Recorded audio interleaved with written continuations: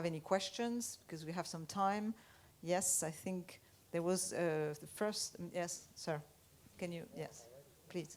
Thank you. Okay. My name is Joris Bakker. Thank you for the invitation and for this. I have the feeling I'm here around for a week already. The point I want to make, as a disclosure, I'm a political person. I'm a chosen senator in the Dutch Senate. And in terms of Tocqueville, centre-gauche. So I'm a liberal, and I was shocked by the election of Donald Trump, Jason. Really, I was shocked. And I asked myself later on, how come? Now, you have explained reasons, economic decline, cultural events, immigration. But I understood better what happened when I started reading The Righteous Mind of Jonathan Haidt. Jonathan Haidt explained the moral code. And we're talking this morning about religion, but I think it's broader, it's the moral codes. And what I understood, that's the moral high ground that liberals, like myself, often take, ignore the other moral code, which is values, is natural, is loyalty, is patriotism, family values. And they are of equal value. And so what has Jonathan Haidt done is not only analyze it, but he started a dialogue called the Braver Angels, and organizing meetings throughout America. Now, first, can you reflect on this analysis? And secondly, do you believe that that could amplify the positive trend that Uriel is pleading for? Thank you. So who wants to answer? Andrew? Yeah, I think that's very important in terms of restoring and then strengthening communities. To have, what I find disturbing is that we come into our debates now without assuming that we want to get a common outcome. We come to the debates with assumptions that we need to win at all cost. And what that does is it demonizes the other. It makes the other the adversary and not a fellow citizen. It's a separate conversation that I would welcome about what is happening to the idea of citizenship, not just in the United States, but worldwide. Because citizenship is exclusive by definition. You know, it's defined by what the legal context is of a given country. It's critical to the very idea of the nation state. Globalization is antithetical to that. It assumes that that those categories will eventually fade. American exceptionalism has imbued the idea of American citizenship with kind of very special qualities, and that allowed for this larger community to feel co-responsibility for each other. I really think that in the final analysis, the developments that we're seeing outside of Europe and the United States, and increasingly in Europe as well, and in the US. China is not a European power, but it's a power in Europe right now. The Chinese are acquiring assets, they're making inroads into your technology, changing the landscape, if you will, of what your infrastructure looks like. They've done this in the United States as well. I mean, and I think until we realize that this pattern of globalization cannot be sustained. And I think for the next presidential election, there'll be two key issues on the table. Decoupling our core strategic supply chains from China. You cannot be in great power competition against an adversary on whom you depend for your vital supply chains. That's just not possible. And number two, I think it will be having, for the first time since 1990, a serious debate about the fact that national security priorities have to take precedence over some economic business decisions in the key areas. Because again, your ability to provide for your national security defines everything else. It defines your economic system, your political system, how you interact with your citizens. And I think, I will not be naming names or speculating who it might be, but I think a leader that comes out with a very clear articulation of what comes after this age of globalization, as it was, offered to us as this brave new world, will pull a tremendous amount of public support in the country. Because I think a large segment of what we're debating, I've got relatives in Tennessee and they like to say, if you find yourself in a hole, stop digging. That's the kind of first principle, right? Which means the current status quo is unsustainable. The problem is our business leaders have invested so much in China in terms of where they get their revenue. Too many look at technology theft as the cost of doing business, and on balance, they're still making money, so this is kind of acceptable. The larger question is that this is going to be existential. I'm not trying to, you can always go right in a think tank discussion if you go negative. I'm not trying to do that. From everything that we have seen, we're coming off 20 years of warfare in secondary theaters, which were essentially counterinsurgency campaigns that restructured our military away from high-intensity conflict. Our adversaries have been investing in these kinds of things. So maybe the outcome in the next cycle will be, or to refer back to your example again of healing of our community, will come back from the fact that the next leader will clearly articulate what's at stake for the country. Are we going to remain independent, or are we going to be transformed into a tributary state of sorts? Is Europe going to be a tail end of the Chinese supply chain network, or is it going to remain, the gateway for transatlantic community into Eurasia? These are huge strategic questions that we're facing. Thank you.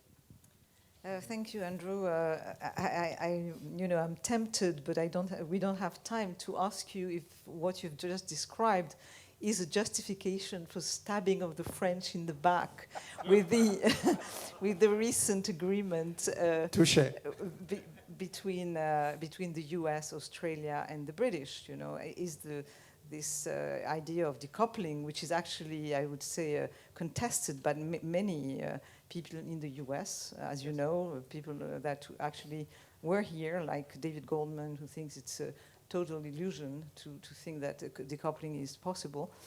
But as you know, there is tremendous actually emotion in France at the moment with this sort of turnaround of the Americans and the Australians, especially on this issue. So thank you again for that, and also thank you for the opportunity for me to say something positive again. Jonathan Haidt is someone who I have incredible admiration for, and in fact, when I took this job, one of the very first books that I looked through was The Righteous Mind, and I think you're absolutely right in diagnosing or in referencing Jonathan Haidt's diagnosis of a key element being that the left and the right frequently speak in just different languages. I mean, it's like ships passing each other in the middle of the night. And I personally do not affiliate with either the left or the right. I try to believe that I'm as independent as could be. Of course, everybody has their biases. But one of the things that I think Jonathan so astutely points out is the dangers of speaking down to people. And the dangers that people feel, or the dangers that exist when people feel spoken down to. I mean, and that, of course, is the danger of certainty. When you are morally certain in something, there's always the danger that you are going to speak down to people. I mean, when I think of the January 6th, the January 6th rioters and insurrectionists, even what I believe to have been one of the single most dangerous days for American democracy in our history since the Civil War, arguably, even there, I ultimately believe that if you take their priors for granted, if you take it from their position that this election was stolen, well, their actions have a certain logic to them. And I think in terms of the difference in values where the left frequently doesn't sort of speak in the language of family, of history, of tradition, and things of that nature. Yeah, I think you're right about that. And what's interesting to me, and what I hope happens more in the coming years, although I don't know how optimistic I am about this, is that we will be able to we will develop ways to speak to one another, even if we disagree, but at the very least to speak to one another in ways that address sort of the underlying beliefs that each side has.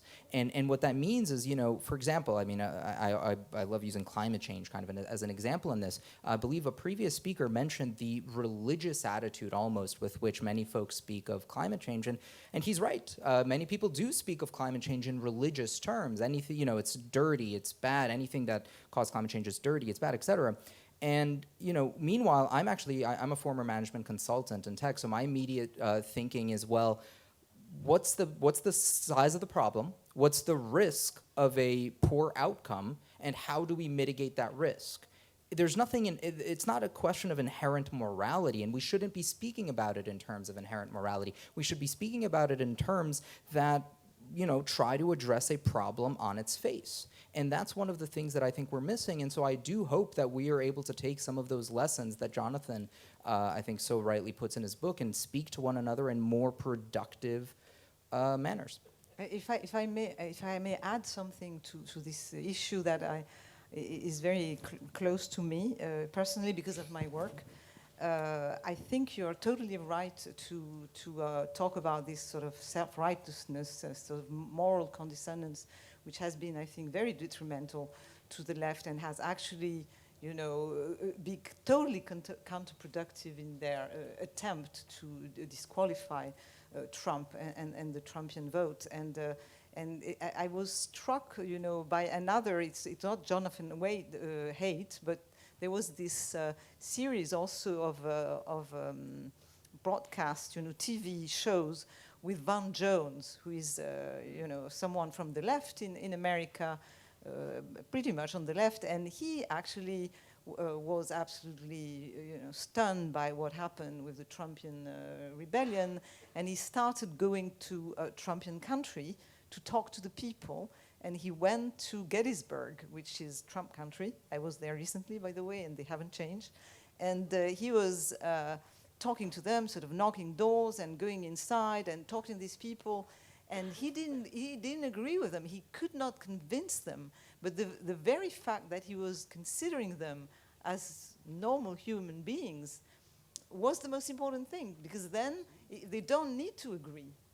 Basically, and it's actually in journalism, it's exactly what we should do, and what we do. And I think one of the problems of the Trumpian campaign, for instance, that journalists didn't. I mean, many of them didn't actually, follow this campaign by knocking doors like Van Jones did.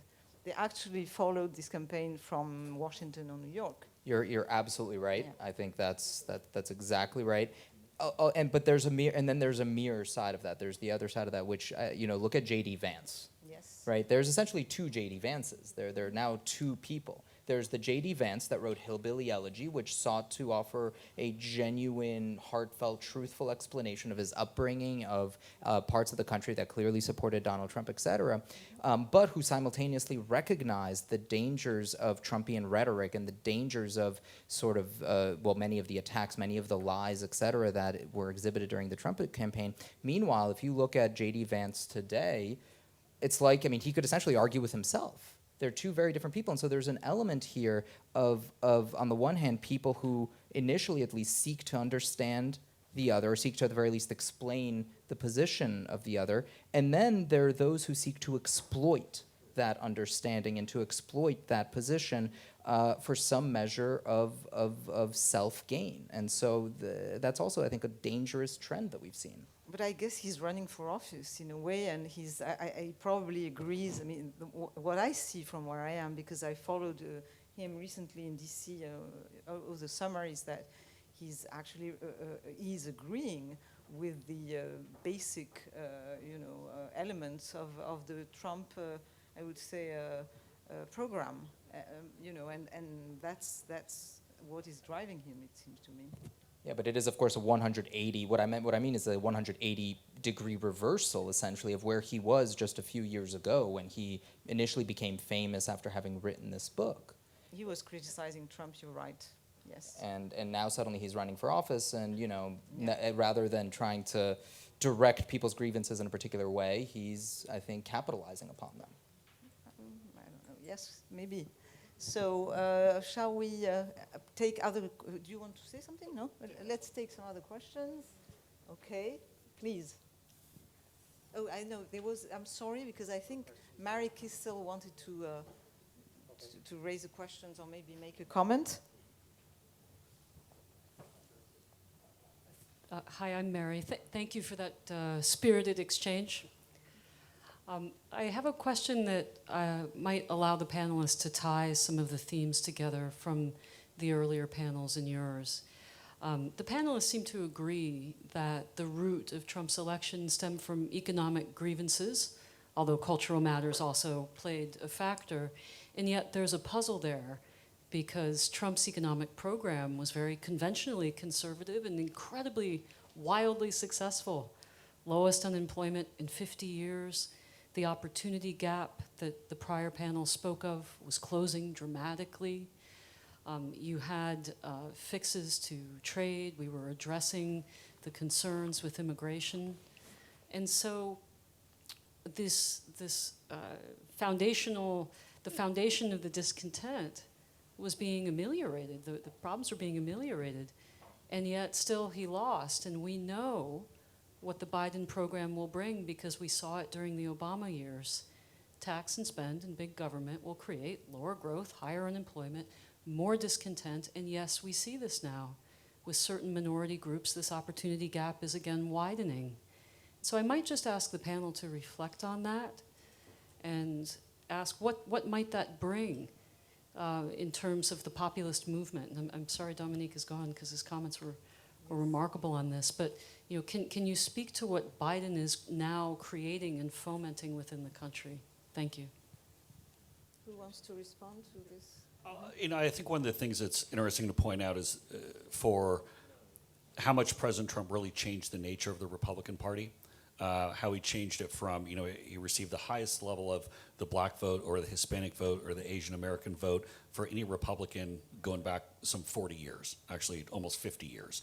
And part of the reason were those policies that cut through and actually created more opportunity for folks in disadvantaged communities. I think that there was a good roadmap. I think there's a lot of good success that was there. I worry that we're backtracking on a lot of that. And that's why I kept bringing up the fact of we need to put more capital in the black community, for example, or make capital more accessible. It's one of the things I worked with President Trump to write his Platinum Plan, along with Jerron Smith and actually Ice Cube, worked with a number of these. And, whether it's battling recidivism, whether it's talking about putting money back in the community, I think they're onto some really good things. I do worry that a lot's been swept under the rug. And I do want to say one other thing, too, just with regard to kind of the broader partisan battles, so to speak, there right now. Until, I don't think that we're going to have like the Don Corleone sit-down moment of, my son was killed, your son was killed, let's just all get along. I think we're probably going to be at loggerheads for a while here. But I do wish some of those economic policies were kept around from President Trump. Okay, maybe a last question? Yes? Please. Oh, thank you very much.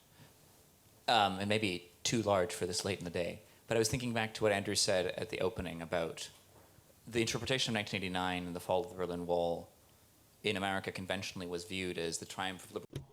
Alors la chute du mur de Berlin, le triomphe soi-disant de la démocratie libérale, mais peut-être aurait-il mieux valu l'envisager différemment. Peut-être pourrait-on dire que la démocratie libérale en tant que telle. It isn't a thick enough definition of what the United States or any country or regime is to be attractive, to generate loyalty, to generate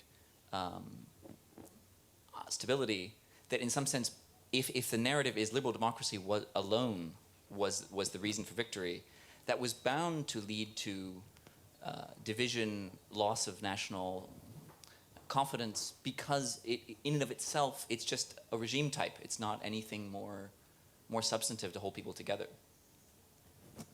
I'm guessing the question is to me.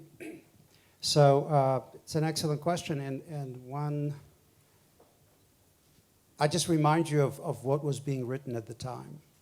The end of history, the unipolar moment, the Earth is flat and all this goofy stuff, while the Balkans were exploding, and we were seeing anything but that. Institutions have to be culturally owned. What worries me about the current stage we're in is that every single time those institutions are questioned, we're introducing yet another chink in the armor. It took generations to consolidate those institutions. I used to play a game with my students saying, build a logical argument, we hold these truths to be self-evident, etc. Well, they said, but it's obvious. I said, it's obvious to you because you're an American. It's obvious to you because this is how you were acculturated. This is how you grew up. The hubris that came out of the end of the Cold War, and I'm using this word judiciously, I think bred that sense that institutions will always trump culture. Build the institutions and people will become transformed. About 3 months before the invasion of Iraq, I was in a discussion where, since I spent a lot of time working on post-communist Europe and the transformation of post-communist Europe, I was one of the scholars invited. There were some others who worked on post-war Germany and post-war Japan. And the question was, what lessons can be drawn for democratic transformation of Iraq? And I was stunned that we were even having this conversation, because none of the conditions that you could apply to post-communist states or to Japan or Germany applied.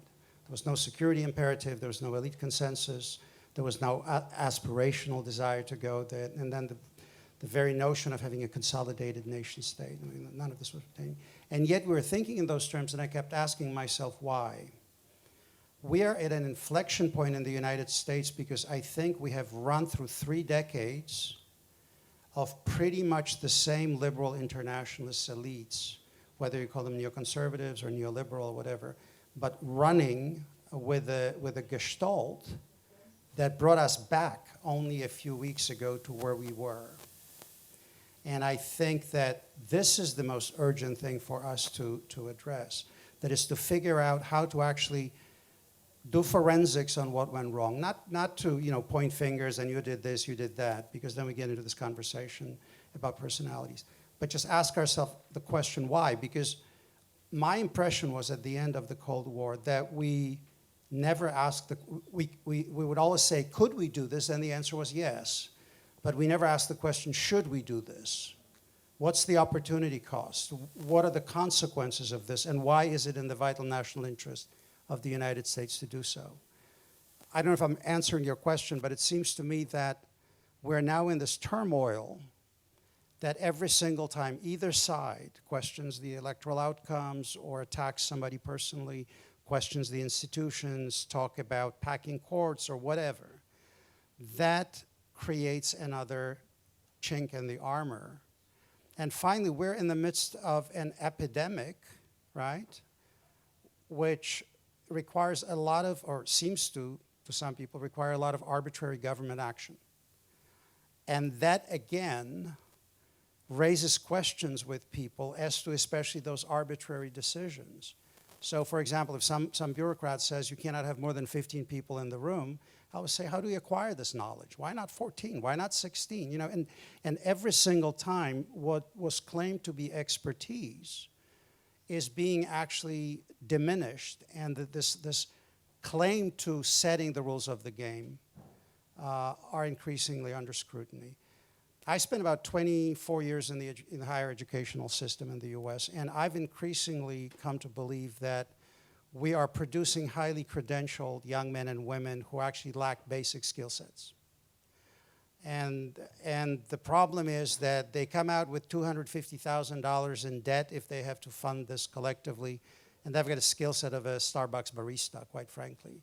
No offense to those bright young men and women, but they don't have a skill that can actually compensate, and we're overproducing them, whereas we're not focusing on something that we used to do. I live in a country that continues to produce iron. The Germans are continuing to make things that we were told when globalization started was passé. It was all going to be digital, service, this, then, the other. And in the process, they pass on technological culture from one generation to the next. BMW does internships program, practicum programs, all of this is happening. and actually becoming a high school graduate with a technical, then added technical, Fachschule kind of education is a perfectly respected and respectable career. And what I'm driving at is if you deindustrialize a country as we did, Western superiority over the Soviet Union was not in design or the Russians did great math. They could design terrific software.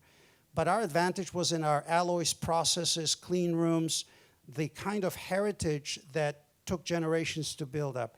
When you rip all of this up, the Germans don't do this. The Germans try to protect this. But we ripped this all out, handed it over to our adversary, and that highly skilled labor, that car industry worker from Detroit, 3 generations, 4 generations back, in the next generation, all that skill set is gone. And he's no different, from a Bangladeshi. He just has an American accent in terms of that technical skill set. And all of a sudden, you've got this fragmentation of the labor market. And you can say, well, why hire American labor? You can do this elsewhere at a lower cost. Whereas what the Chinese have been doing is they've been centralizing supply chains. They've been ruthlessly eliminating any form of competition, because the assumption was as the Chinese labor costs will go up, then there'll be a diffusion into other countries, and we'll happily jump from one country to another. None of this has happened. And we wake up during the pandemic, we are 80% dependent for our antibiotics on our principal adversary. We don't have any stockpiles of PPE. Chip production, I think Qualcomm is like 60% of all of their revenue comes out of China, and on and on and on. And you're talking about the next generation military equipment that will be highly dependent on artificial intelligence and so forth. So I'm not trying to undercut what we've been doing here, because what happened in America over the last 4 or 5 years is extremely important. But whether it's Trump or Biden or somebody else, it's not going to be as important going forward as to what the fundamentals of state power are going to be for the United States. Can we regain that? And I'll finish on this last thing. The key question, David Goldman, who's one of the best scholars on China that I know, he spent a lot of time in China. I think he understands the challenge. He basically says you cannot contain the Chinese, you have to outcompete the Chinese. And the key question, I partially agree, not completely, but partially agree. But the key question now is, can the Chinese innovate without access to the US R&D base? 2019, before COVID hit, we had about a million foreign students at US universities. The universities love it, full tuition, all this kind of stuff. 370,000 of those were Chinese grad students in STEM, okay? And if you look at the number of native-born Americans who actually go into hard subjects, it's abysmal. And instead they get credentialed, in various, degrees that don't require as much rigor and don't produce that skill set. And their job expectations will never be matched in this economy. So these are the kind of hard decisions I think that the next generation of leadership, I don't care Democrat or Republican or whatever, will need to address, because we're talking about the ability of sustaining the opportunity society that America has historically been. The movement from labor to the middle class. The middle class, I think in 2016 or 15, don't hold me to this, I don't remember exactly, fell below 50%. Our lower class is at 24% That is devastating in terms of what the prospects are for people. And when you look at the top layer elite, this is a very thin margin. And it's also a very different economy. If you were building cars, you wanted to expand your production, you need to build a production facility, hire more labor. If you're running a website in the digital economy, you're selling your data. There's really no added marginal cost that you have to deal with. Anyway, so I'm getting off the subject, sorry. Thank you very much, Andrew. I will wrap up now, I think.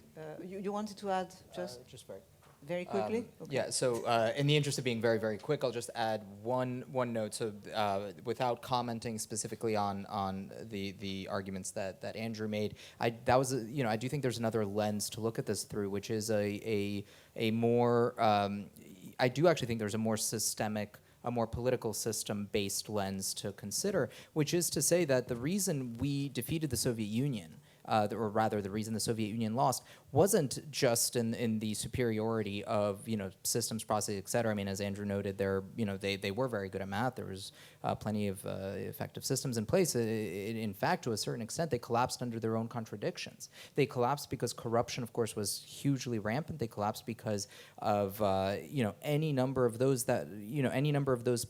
conditions that were more politically driven. When my parents escaped, there were countless people in the 70s, for instance, who were trying to escape, and only a very small percentage of them actually succeeded in doing so. I mean, in the U.S., it's of course the opposite is true. There are countless people trying to get in. I don't know very many people trying to get out.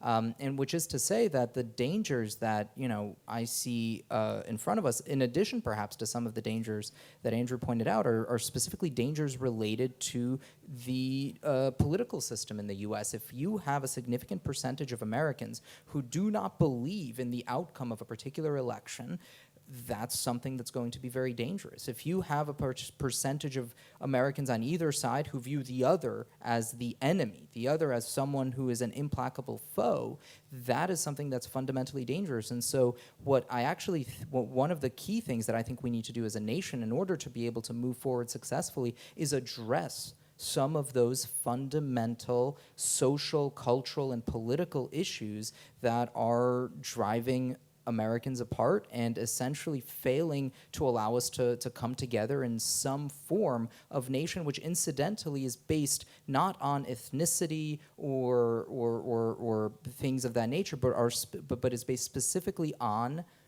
values. It's based specifically on the principles that underpin the American Revolution, that underpin the American Constitution, and that I think need to be sort of re-emphasized today. Thank you very much, Uriel. I'm going to conclude by, jumping on what you said about the question of insufficient glue, and we had actually here all the participants in their, I would say, really interesting contributions pointed to the search for meaning, Uriel, crisis of guilt, that was Josh, the panic of the loss of nation, that was Dominique Reynié, the failing political culture, that was you, Uriel. All of these point to the existential crisis that is happening in the US, and it was striking to hear Andrew Michta suggest that the way to rebuild was to rebuild, an industrial America, and it's a very Tocquevillian idea, America as a country of doers, of builders. And the last thing I wanted to say is that when you talk about mistakes and hubris, as you did, Andrew, and the end of the Cold War, it sort of reminds me of what happened in Russia at the end of the Cold War. And in fact, Russia was was actually under the ruins of its own system, and is still actually under the rubles, I would say, and that's one of the problems. But they had expected a lot from the West, and the West actually maybe promised too much, but was not able and capable of dealing with this problem. But what happened is that psychologically there was a disappointment, I would say, in a nearly existential sense of the word, a void, a sense of abandonment.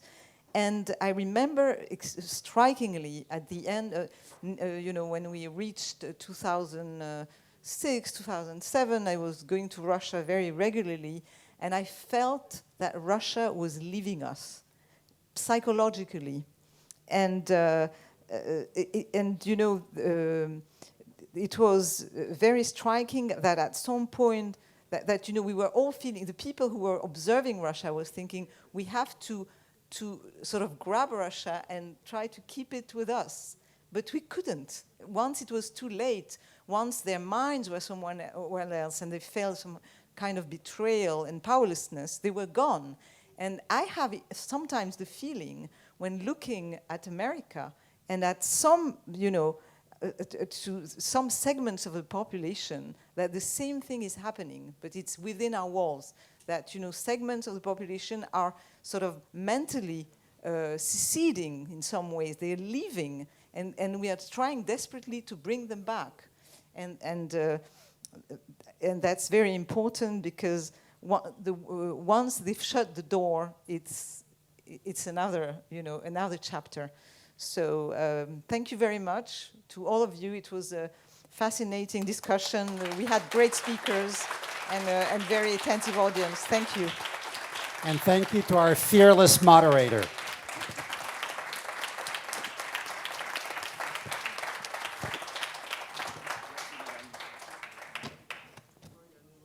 Merci beaucoup à tous les Thank you very much to all the speakers. It was a fabulous debate.